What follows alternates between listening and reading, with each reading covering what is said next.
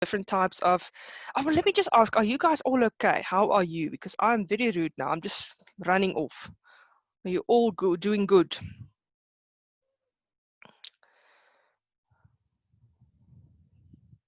It seems so. Okay. All right, guys. So last week we did the different kinds of essays. I'm fine, thank you, Natalie. Just a bit hasty. And now we're going to start on how to write them, which we call in Afrikaans the Skryfproses. And then, of course, with you guys, the writing process. Now, guys, next week is assessment week. And I will be asking a few stuff on language and a poem. The poem we will do this week, later this week. So, but I'll give you more guidelines on that by Friday, obviously. So please don't worry about anything. I will help you as far as I can. So that's just in the meantime. What we're going to do now, the Skryfproses, I won't ask that in the exam, well, in the assessment, because it's going to be informal. So we will get there. Okay, but for now, let's focus on the Skryfproses, and let me start with this then. So in this lesson, we're going to do general terminology and some guidelines for you guys. We're going to talk on the 5 W's when writing, and then also the structure of essays. So put on your thinking cap and let's go. Guys, I don't see Lesedi. Is Lesedi not here? It's only a few of us. Okay, let's start with this. Oh, I've got something there. And then a very important thing. Yes, this is very, very, very important. So I decided that in this lesson, we will actually look at a rubric for writing essays, for the simple reason. It is very easy to say to somebody, now you must write an essay, but you know, you actually want to know what you're getting marks for. So that's why I decided we're going to have a look at a rubric, so that we can see what you're getting marks for and how you can even better yourself in an essay writing. Okay, so I just mentioned here in Afrikaans, ek sê hierso die skryfproses is baie belangrik. As jy weet waar om te begin, gaan jy sommer vinnig skryfwerk geniet. Guys, if we know how to start, and when we see a writing piece that we have to do, and we know how to start and how the steps work, then you will start enjoying writing. So let's do this. First things first, writing is a painting of the voice. Guys, when we know how to write, we can paint our words, and we can be creative. Remember what I said to you with the essay writing. It is important that you know that you should be creative, and that we are all intelligent and we can do this. Now, let me take a deep breath with you guys. Before we start writing, here's a few things I would like you to keep in mind. The first thing, planning is key. Planning is belangrik. Dit help jou om 'n idee te kry van dit wat jy wil skryf. So, if you read the question and you plan, then you will know what to write. For instance, lees jou vraag duidelik. Dit is belangrik dat jy verstaan en weet wat van jou verwag word. Guys, it is important to read your question thoroughly and ask yourself, what is this teacher or this question expecting of me? Then, besluit watter tema en tipe opstel jy gaan skryf.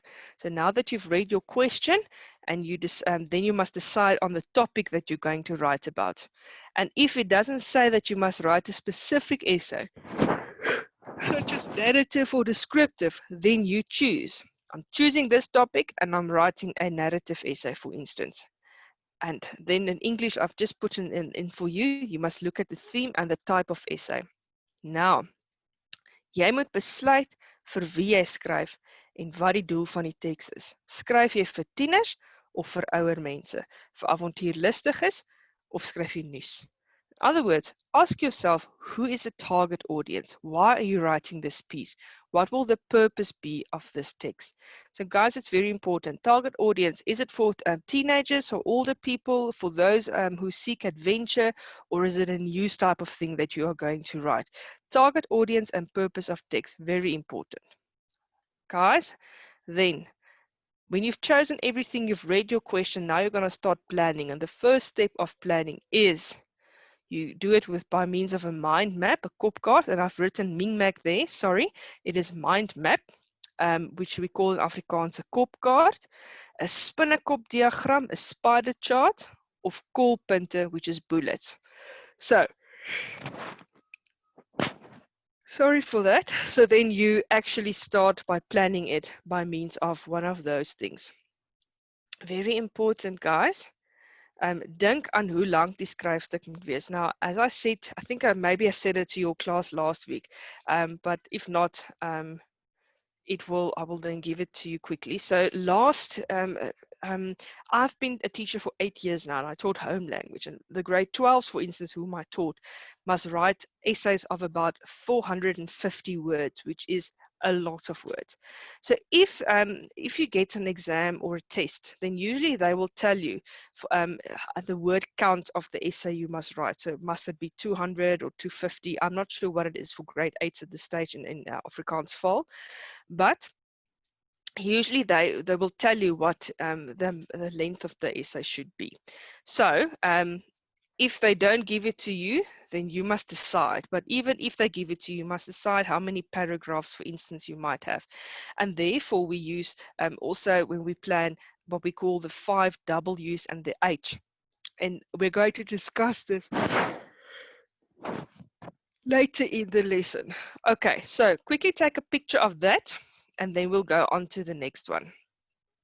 So die 5 W's en die H, we'll discuss that just now.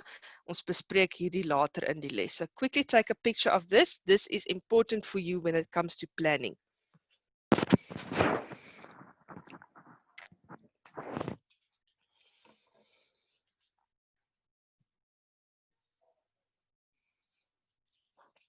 Okay.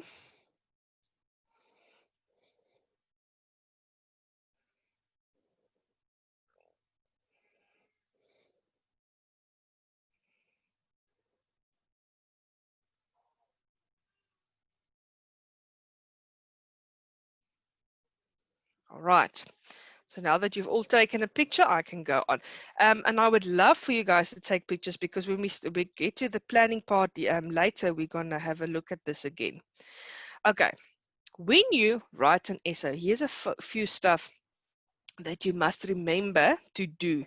First of all, you choose your topic, you read your question thoroughly, then you plan it by means of that charts and everything. So you choose either the mind map or the chart. When you've done that, then you start writing your first draft. Now that you've written your first draft, now we're going to number 2. Wanneer jy klaar geskryf het, moet jy jou skryfstuk redigeer or edit. Maak veranderinge waar nodig. Guys, this is so important. You've written your first draft. Now you just can't go and copy it as your final. No. You must first go and you must redigeer or edit it, which is very important. Now what this means is you put changes in, guys. So you actually go and look at stuff, for instance, am I happy with the characters' names or with this or that event that happened? So you can either change a few names, or you can change a few events or something like that. So that is very important to edit. After editing, you proofread, which we call in Afrikaans proeflees. When you proofread, you check specifically for language aspects. Is it proper paragraphs, for instance? Is my language usage fine? Is my vocabulary correct? Did I use idioms and stuff like that correctly? Is my spelling correct? Have a look at your punctuation and your sentence construction, which is extremely important. After you've edited it, then you write the final. And remember 2 very important things. Write neatly and readable. Neatly and concise. Guys, I've spoken about this before. If I'm a teacher and I get about 300 papers to mark, essays to mark, I don't want to sit there and try and analyze what you've written here. So write, and I know we're not all blessed with beautiful handwriting, but you can always try your best. So write neatly, write concise, and make it a pleasure for the teacher to read it. Then, let op jou woordkeuses. Gebruik kreatiewe taalgebruik waar dit vereis word. Have a look at your vocabulary. Use creative language and try, I wouldn't say try and impress the teacher, but try and impress yourself. And because I think most of us sometimes will think, no, but we've got a very limited way of speaking a language, so we're not going to try. But then sometimes you're actually underestimating yourself, because like for instance, me, I'm not always that good with English, but if I really focus and I try, then I surprise myself sometimes. And I'm sure that it will be the same way with you with Afrikaans. And then important research. Research is very important when you write any writing piece or text. Very important. Now, as I said last week, I know that when you're writing tests or exams, paper 3, you don't necessarily have everything with you to do research, but rely on your general knowledge and rely on that you know about the topic. So guys, when possible, do research. Take a picture of that quickly and then we'll go on. You are very quiet today. Are you all okay?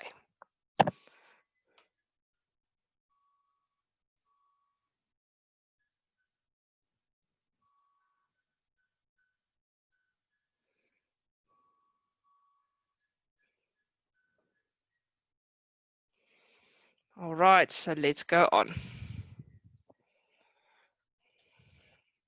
Now, to go back to the planning stage, because that was just a few hints that I gave you now, not hints, very important aspects. Let's start with the planning process.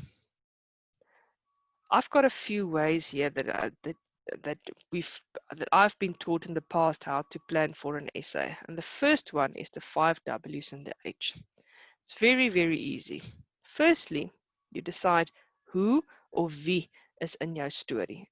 So whether you're writing an argumentative, a descriptive, a narrative, or whatever essay you're writing, you can decide who of wie, soos wat ons in Afrikaans sê, is die karakters in jou storie. Hier moet jy identifiseer oor wie jy skryf, maar dit hoef nie altyd 'n mens te wees nie. So you're writing who is in the story, but interestingly enough, it needn't always be a person. It can be an animal or it can be something else. So hier, of die wie in die storie. Then what is happening? And here, listen to the center.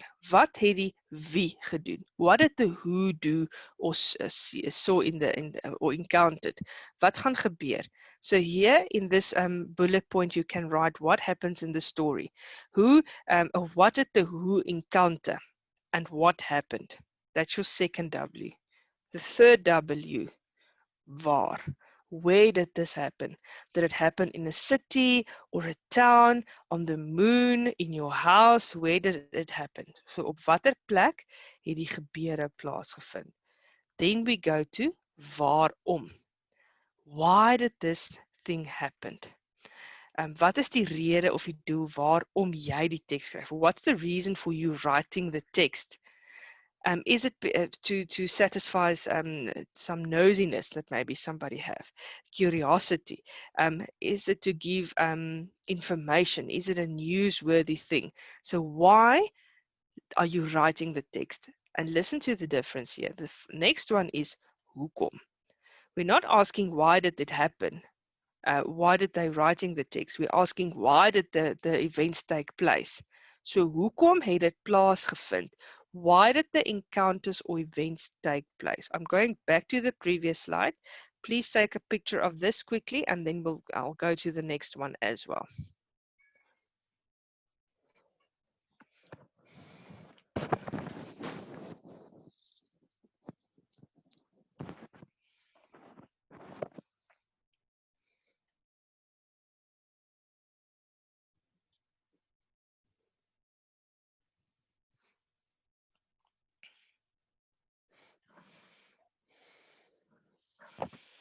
Yelen, I see you said there it's a Monday. Oh, I know.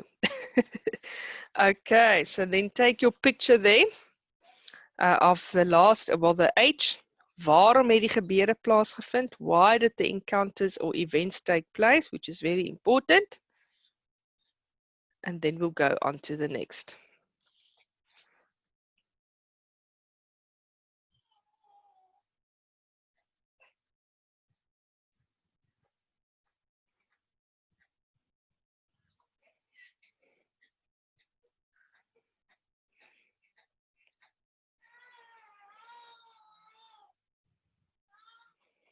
All right, so let's go on.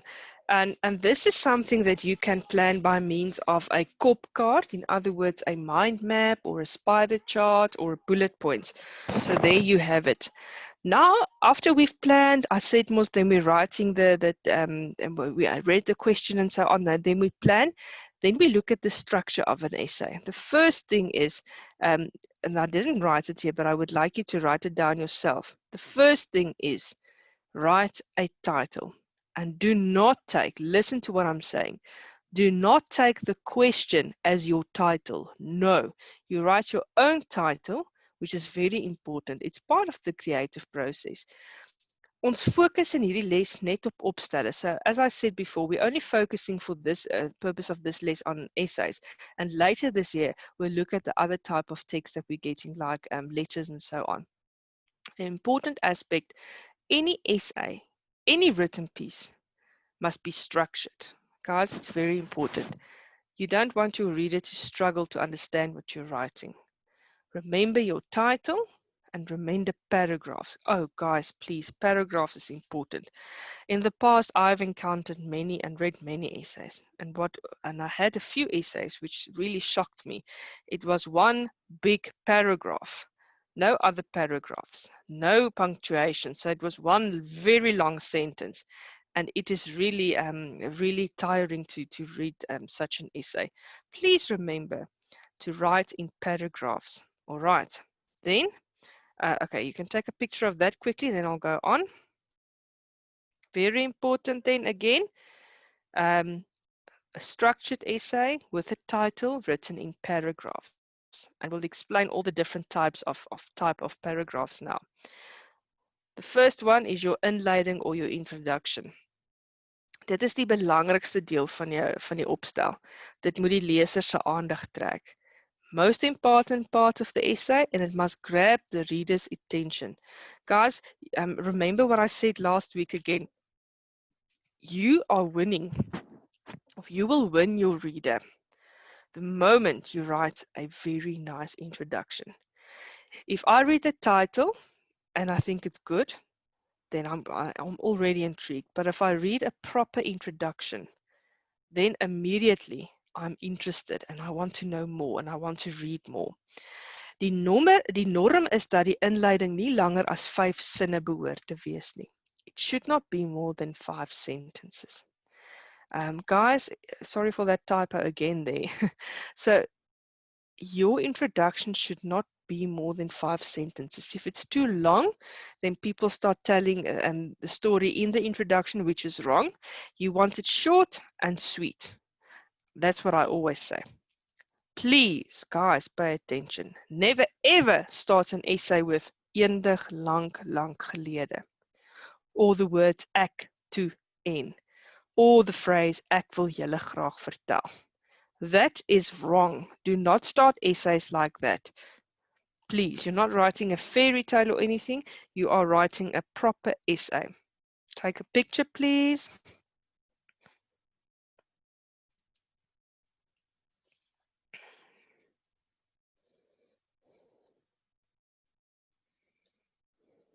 Okay, I'm going on.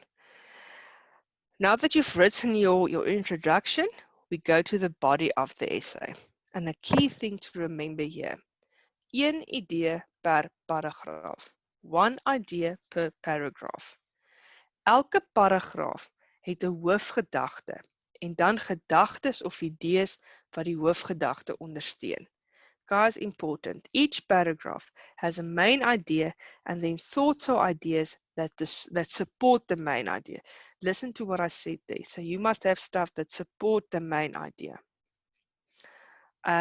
For instance, if you're talking about how somebody looks, you can give a main point and then how the person looks in the same paragraph. Do you understand what I'm saying? Can I ask quickly here, are you all still with me? I want to see yeses, like I always say, because you guys are on track and you are listening. Great, great to see that you're all still with me. Great, great, great. So then we can go on. Okay, guys, so then the following one, paragraphs should be different lengths. Yes.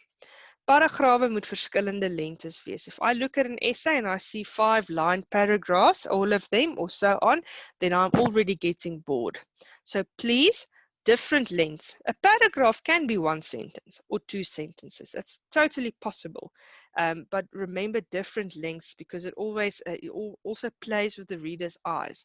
And then the next thing, die ideas moet opbou. Logical ideas. It should build on each other. Very important. So you want to see a certain structure and ideas that build on each other. And then I write a lot of important stuff here, so I really hope that you guys are concentrating firstly and secondly taking pictures. Avoid long sentences. Vermy lang sinne. And this is what I always say to the kids that I've taught over the years. If your sentence is too long, then some of the meaning of that sentence is lost. So a sentence shouldn't be too short or too long. You put one idea in a sentence as well. But remember, a long sentence throws the meaning of the sentence away. And then, after that one, let op lees en skryfteken gebruik. Use the correct punctuation and make sure that it is used correctly. You may now take a picture of this as well.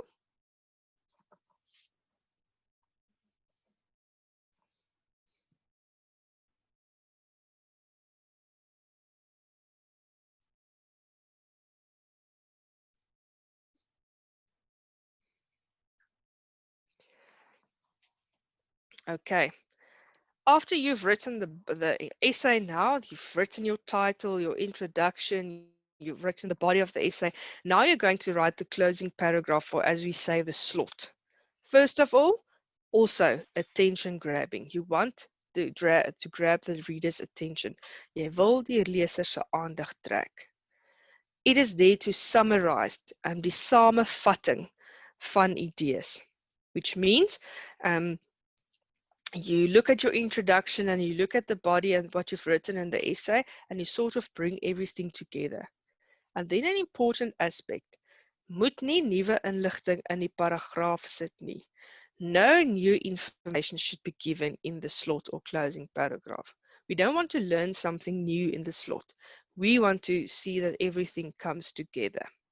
Right, and just a thing that I've seen here in the part that I didn't put in here.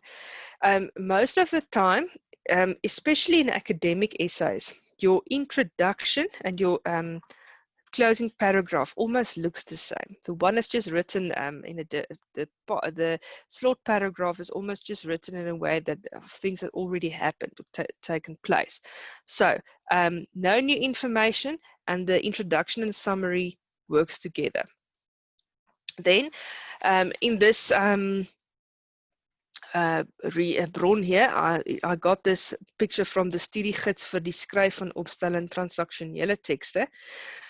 So this is just in short a short summary of how the body of the essay should look. The only thing that's not here is the title. After the title, you write the inleiding or the introduction. There I've written, dit moet die aandag trek van die leser. In other words, you write it in such a way that the reader wants to read the essay. Short and sweet. Die liggaam moet die res van die inhoud bevat. The body of the essay should have all the information that's going to happen. All that 5 W's and the H should be in the body of the essay. Die inhoud word saamgestel uit verskillende paragrafe. The W's and the H must be written in different paragraphs, and each of them should have a main idea in the center, and then around it all the ideas that comes with it or explains the main idea. And then after everything, you write the slot, and it should be convincing, it should be interesting, and it should satisfy the reader. And that's when you put jy bind alle gedagtes saam, you put everything together, and on a way it should link to the introduction of the essay. Take a picture of this. This is really important.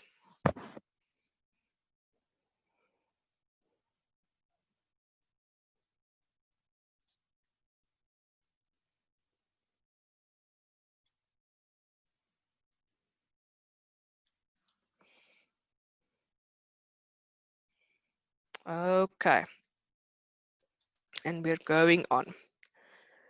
Something to keep in mind, as I said a lot of times this past week, is research. Um, now, research is important in any essay if you've got access to it. If you see here, um, my research that I've done for this lesson, for instance, one of the key resources was Marlies Swanepoel. She's also a FAL teacher, a first additional language Afrikaans teacher. She's got amazing resources online as well. And then here is the link that I got the article from. And if you see here, in one of her articles, I saw this example here. So you take your hand and then you draw your lines of your hand, and then each finger's got the 5 W's, the V, the wanneer, the waar, the wat, and the hoekom. So it's got those, hoekom can also be waarom, as I said earlier, and then 2 short ideas written by each of them. So this is usually used in verhalende opstelle. Gebruik sleutelwoorde om te beplan voordat jy jou eerste paragraaf skryf. Guys, you can put in keywords with all of these. So take a picture of this and you can find more information on that Netwerk 24 article that was given there, written by Marlies Swanepoel. So please take this as an example of how you can plan your mind map, for instance.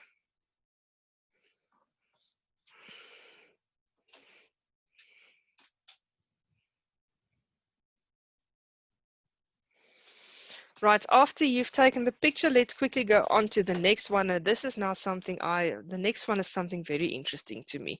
Also, Marlies Swanepoel's example, gebruik hierdie veral by beskryflike opstelle. So you can use this example in descriptive essays. And then you use your senses, your sintuie, om te beplan voordat jy jou eerste paragraaf skryf. In other words, you use your sentence to plan, your senses, sorry, to plan before you start writing your first, weergawe, your first draft. And here she went and she took pictures out of magazines of a nose and an eye and so on and so forth. And she plans what she smelled and then what she saw, what she heard, what she felt, what she tasted. And that helps you to write a descriptive essay in terms of your senses and that you used as well. So this is a very nice way of, for instance, writing a descriptive essay.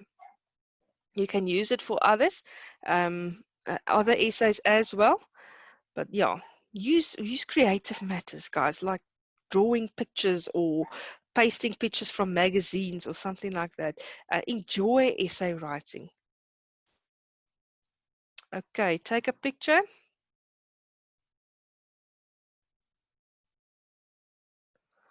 All right, and then we go on.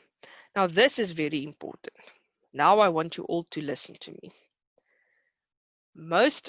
All teachers mark an essay according to a given rubric. Now, I don't know how many of you have gotten a task and then the rubric is attached to it. Usually teachers do that because they want you to see what you're getting marked for.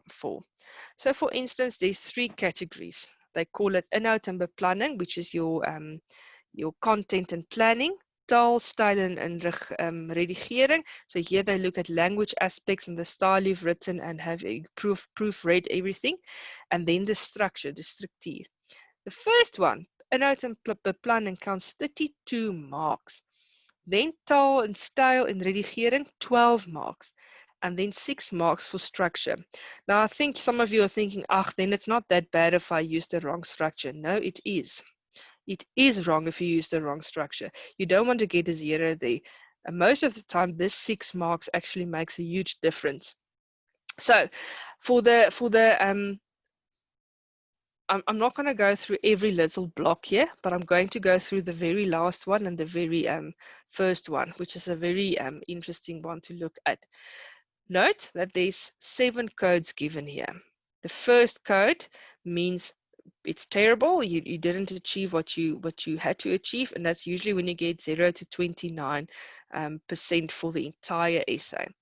Then code 2, basic, 30 to 39%. Then code 3 is 40 to 49%, meaning okay, so it's fine.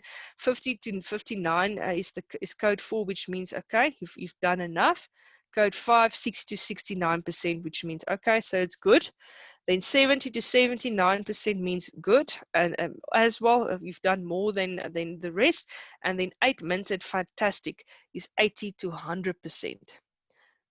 Sorry, ma'am, can you please go back to the previous slide? Yes, of course. Sorry for that, guys. We'll go back to the rubric just now.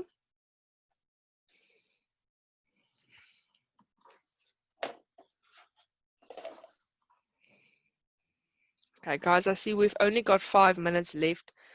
So I'm going to start with the rubric, and then we'll finish it up tomorrow.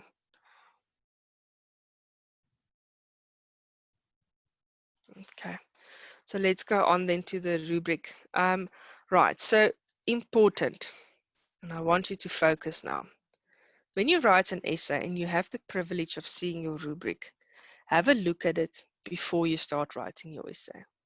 A proper essay, and if you want between 26 and 32 marks for this part of this essay, then your content of the essay should be good and it should give insight to the reader. Ideas uitdagend and volwasse, which means you've got proper ideas, and it almost teaches the person something, and it also shows that you don't think on a low. How do I say this? You don't think about a matter in a small way or a childlike way. You're actually thinking like grown up about a matter, and that usually, I don't say you should be a grown up there. What I mean is that you write interesting stuff, that you use your imagination, and that you're also a bit you look at it from a different perspective. And then look at this thing. It says beplanning en of eerste poging lei tot 'n feitelike foutlose gepaste opstel. In other words, due to your planning and your draft, your first draft, we can now see that your final product is almost without any mistakes, and that it is a proper essay.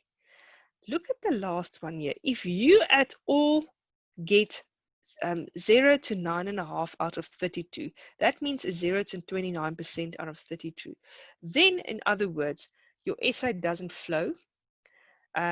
You probably didn't read your question correctly, and you don't have the correct content. You repeat yourself a lot. There's no proper planning or first draft. Guys, I say always aim to have code 4 and up. Between code 4 and code 7 is good. Code 1 to 3, you must really start thinking about what I did wrong and what I can do better. So that was 32 marks just for the content that you've written. Now, it seems I'm going to have to stop here now. Guys, I'm going to go onto the slide again tomorrow, and then there's a little activity I want us to do. But for now, you heard what Mr. President said last night. We should all keep safe and stay indoors if possible. So guys, if you don't need to go out, don't go out. Keep safe, masks on, sanitize hands, and keep yourself safe. I hope to see you tomorrow. Bye-bye, guys. Take care.